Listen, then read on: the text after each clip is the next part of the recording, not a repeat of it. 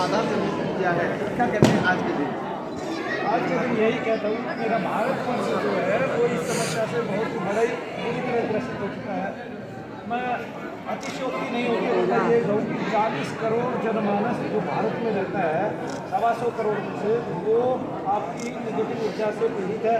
और उस निगेटिव ऊर्जा में कहीं ना कहीं लोगों के द्वारा दिए गए दूसरे को अभिशाप है, श्राप है, जिसको आप ये कहिए कहीं तो दोष है, कहीं देव दोष है और कहीं नजर दोष है। और इसके अलावा देवादी अपराध भी कहीं ना कहीं हमारे से होते रहते हैं। उसका फल हमें भोगना पड़ता है और उसका एक जो हम फल भुगत रहे हैं उसमें हमें अनेक बीमारियाँ होती हैं।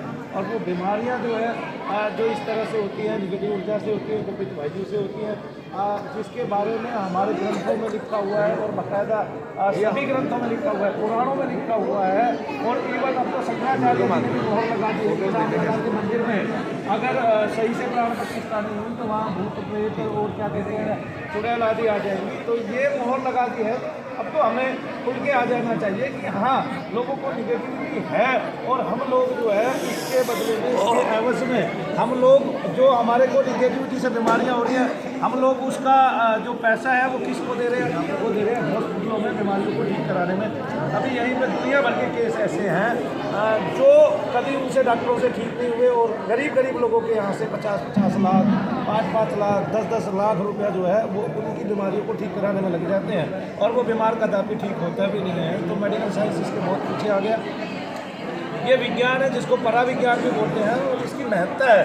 अध्यात्म जो है वो सबसे बड़ा विज्ञान है और वहीं से सारे विज्ञान निकले हैं। बाकी सभी विज्ञान वेद विज्ञान के आगे निकृष्ट है।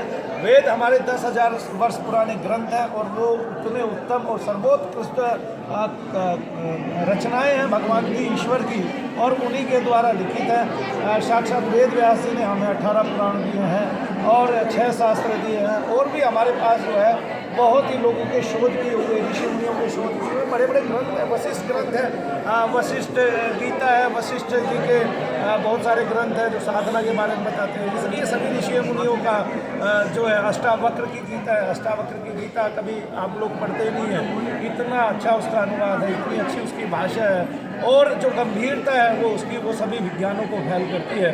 सारे विज्ञान उसके सामने विफल है। तो हमें अपनी पत्नी के अनुकूल इस संरचना में सहयोग देना चाहिए ताकि भारत सर्वोत्कृष्ट पथ पर चले और प्रेम की भाषा सीखे और लोगों की जो निगेटिविटी है, लोगों के जो निगेटिव विचार है और जो लोगों के हमेशा सर भारी रहते हैं, स्कंद भारी रहते हैं, उनसे वो जो है छुटकारा पाए। तो मानो भैया ने तो अपने इस जन्मदिन पे कसम खा ली है कि मैं 5,000 मानो भैया इस वर्ष बना के छोड़ूंगा जो अपने घर पे काम कर रहे होंगे बाकायदा। वो यहाँ आएंगे, उनका एक दिवस रखा जाएगा महीने में एक वार्षिक सम्मेलन के लिए, और लेकिन वो या मासिक सम्मेलन के लिए, लेकिन वो अपने अपने घरों पे काम करेंगे, बाकायदा लिखवाएंगे कि उन्होंने ये लोग ठीक किए हैं, उनकी फ़ोटो खींचेंगे, उनके साथ जो है उनका वार्तालाप करेंगे, उनकी जो बीमारियों की रसीदें हैं, डॉक्टरों की जो फाइल है वो भी लेके आएंगे और वो भी दिखाएंगे सारे जगत को।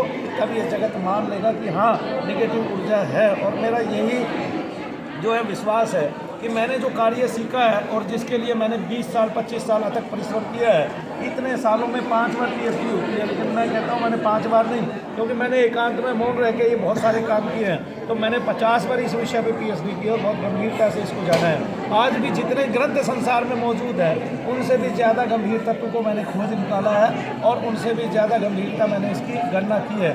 और वो जो तत्व है वो आपके सबके शरीरों में घूमता रहता है, उसको कोई देख नहीं पाता, लेकिन उसको आगे लेके आना, उसको काटना, उसको शरीर से बाहर करना और शरीर से बाहर निकालना और उसके द्वारा दी गई सारी की सारी जो गलत आपकी बीमारियां हैं या बीमारियां बन गई हैं शरीर से, उन सबको शरीर से बाहर कर देना ही हमारा उद्देश्य है। और इसके लिए हम अवश्य में सफल होंगे। और भारत जो है वो सनातन देश है और सनातन कहीं ना कहीं सन 2024 550 साल के बाद एक ऐसा अवसर लेकर आया है जो भारत के लिए गौरव का विषय बना है। अयोध्या के श्री राम लला की प्राण प्रतिष्ठा की बात करें, अभी 22 जनवरी को हुई है और आज 25 जनवरी है कि आपका जन्मदिन है, शनिधाम के महंत हैं आप, और कल 26 जनवरी गणतंत्रता दिवस है जहां पर श्री राम लला के प्राण प्रतिष्ठा के बाद रथ यात्रा का भी आयोजन होने वाला है पहली बार।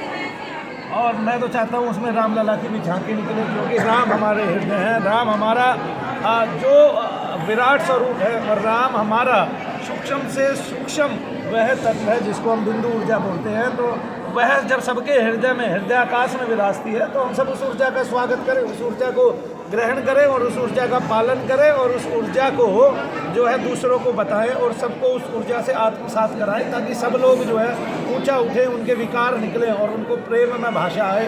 और वो जैसे राम का राज्य चला था, क्योंकि राम के राज्य की विशेषता ही अलग थी, उसी राम राज्य की जो है ना कल्पना करें, जिस राम राज्य में राजा गू पार उतर गए, बिल्ली पार उतर गई और राक्षस आदि का नाश कर दिया गया, और इसके अलावा पूरी पृथ्वी को पापियों के भार से विहीन कर दिया गया। ऐसे राम राज्य की हम कल्पना करते हैं, जिसमें केवल प्रेम की भाषा, एक दूसरे का सहयोग है और जो है धर्म सापेक्षता है, यानी कि सभी धर्मों का समावेश भी है और सब धर्मों का आदर भी है। और धर्म के जो मूल जो पॉइंट है, सबसे पहला तो यही है, मानव को मानवता की सेवा करनी चाहिए। सब एक जैसे बने हुए हैं, तो जब एक जैसे जन्मे हैं तो एक जैसे मरेंगे भी, और सब एक जगह जाएंगे भी जहाँ से जन्म के आए हैं। तो सब माँ के गर्भ में वही प्रक्रिया चली है, चाहे वो हिंदू माँ थी, चाहे वो मुस्लिम माँ थी, और चाहे वो सिख माँ थी, और चाहे वो ईसाइयत की माँ थी। तो जिनकी भी माँ होगी, सबके गर्भ में हम एक समान पले हैं, तो इसलिए मरेंगे भी एक समान ही, तो जाएंगे भी वहीं जहाँ सब जाएंगे।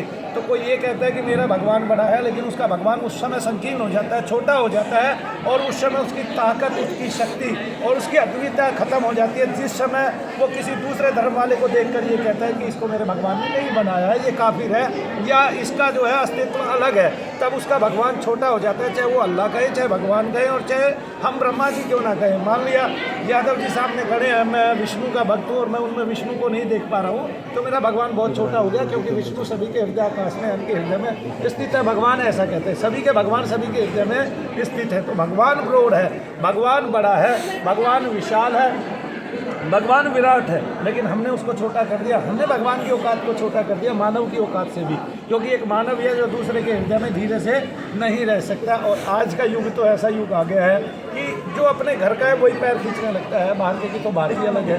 तो इसलिए हम सबको प्रेम करना सिखाना है, सबको भारत की सनातन पत्ती रीति और सनातनता से और हृदय से सबका स्वागत करना है और सबको अपने में मिलाना है। यही राम राज्य है। आज बहुत महत्वपूर्ण दिन है कि मनु भैया जी का जन्मदिन है आज, शनिधाम के महंत हैं आपने जब से ये कार्य किया, लाखों लोगों को ठीक किया है, चाहे वो गठिया बाई की बात करें, सर्वाइकल की बात करें, माइग्रेन की बात करें, या रीढ़ की हड्डी की बात करें, तो बहुत सारे लोग आपके यहाँ से ठीक होके गए हैं। और आज ये दिल्ली से चलकर शनिधाम आपका गुड़गांव में बना है, भव्य शनिधाम आपने बनाया है।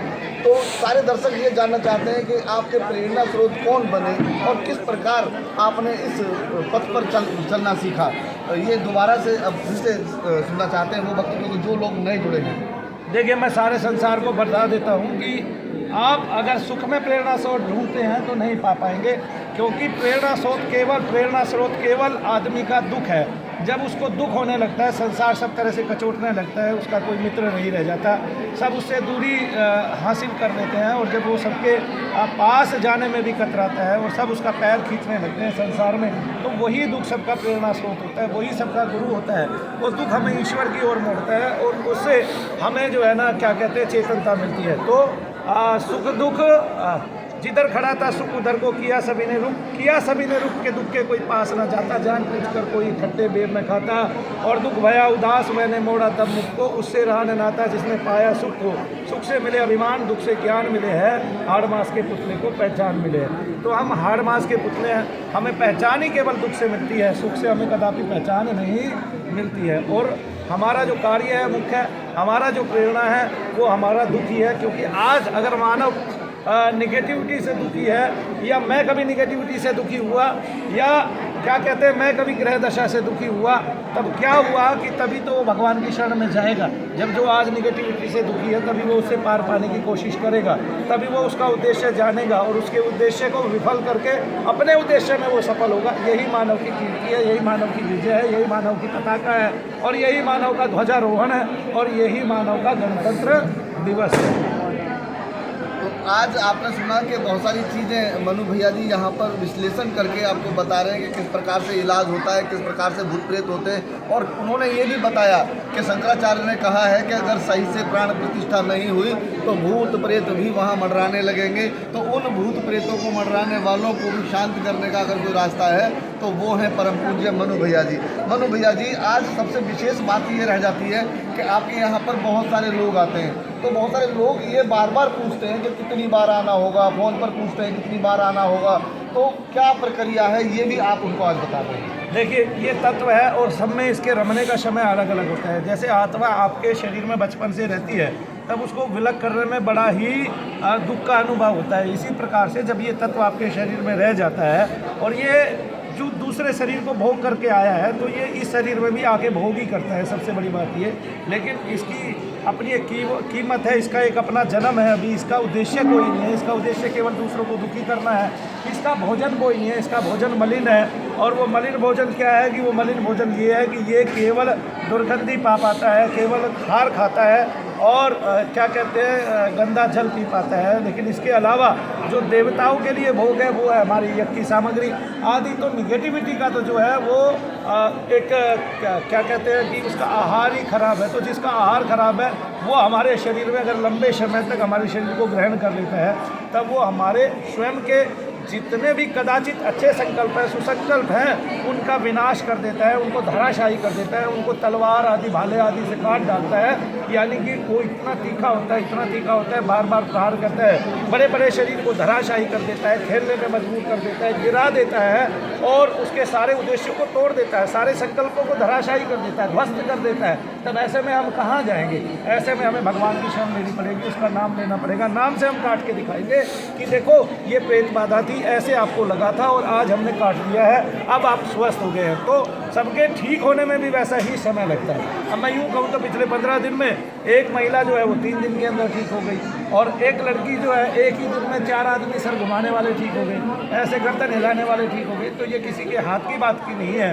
ये शरीर में कौन सा तत्व किसने कितना ग्रहण किया हुआ है और किस तत्व ने आपको कितना ग्रहण किया हुआ है, ये उसके ऊपर बात है। बाकी बात रही शंकराचार्य जी की, तो भगवान वो भी आएंगे, तो अगर उनके भी किसी शिष्य में प्रेतादिक होंगे तो हम तो उनके भी निकाल देंगे, तो मंदिर में तो हम ठहरने ही नहीं देंगे।